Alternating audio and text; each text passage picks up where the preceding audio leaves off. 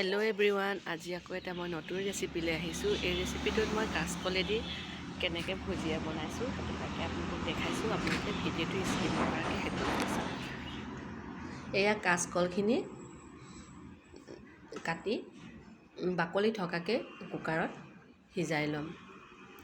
কুকাৰত নিমখ অকণমান দি দিছোঁ আৰু ৩-৪বাৰ মাৰিব দিম হুইচেল।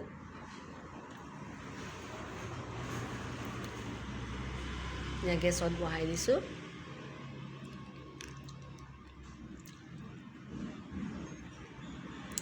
আৰু হুইচেল মাৰি ঠাণ্ডা হ'ব দিয়াৰ পিছত এয়া কাঁচকলখিনি বাকলি গুচাই পিটিকা কৰি ল'ব। ধুনীয়াকৈ মিহিকৈ পিটিকা কৰি, যিমান মিহিকৈ কৰিব তিমান ভাল হ'ব। কাৰণ ভুজিয়া বনোৱা ফুটাটোত যদি মিহি নহয় লাগি ধৰিব, ওলাই নাহিব। আৰু ইয়াৰ লগতে বেচনখিনিও মিলাই দিছোঁ।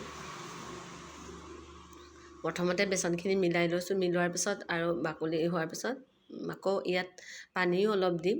আৰু মই ঘিউ, ৰিফাইন তেল দিয়া নাই, ঘিউ 2 চামুচ দিছোঁ। ডাঙৰ চামুচটোত 2 চামুচ, এয়া ডাঙৰ চামুচটোত 2 চামুচ।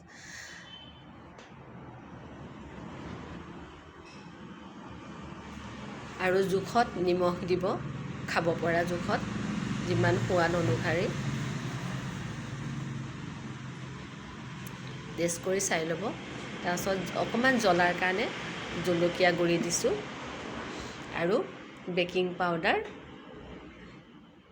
1 চামুচতকৈ অলপ কম, সৰু চামুচটোত 1 চামুচ দিয়া নাই, অলপ কমকৈ দিছোঁ। এইখিনি ধুনীয়াকৈ মাৰি ল'লোঁ। মাৰাৰ পিছত এয়া বেলেগ এটা আৰু গেছত কেৰাহীও বহাই থৈছোঁ, তেলটো গৰম কৰি ৰাখিছোঁ এয়া। আৰু ভুজিয়া মেকাৰটোত যোনখিনি মিলাই থোৱা ভুজিয়া বনাবলৈ এইখিনি ইয়াত মেকাৰটোত ভৰাই দিম।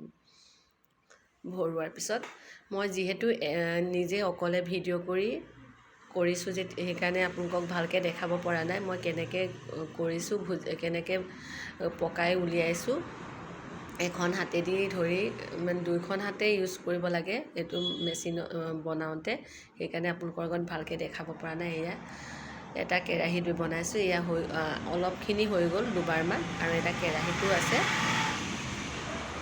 সঁচাকৈ খাবলৈ ইমানেই ধুনীয়া হৈছে। কাঁচকলৰ যে ভুজিয়া ভবাই আপোনালোকে খাই চালে গমেই নাপাব। এয়া হৈ গ'ল। আপোনালোকে নিজে ঘৰত বনাই এনেকৈ সৰু ল'ৰা ছোৱালীকো খুৱাব পাৰি, নিজেও খাব পাৰি। আৰু আজিলৈ আহিছোঁ এয়া ভিডিঅ'ত।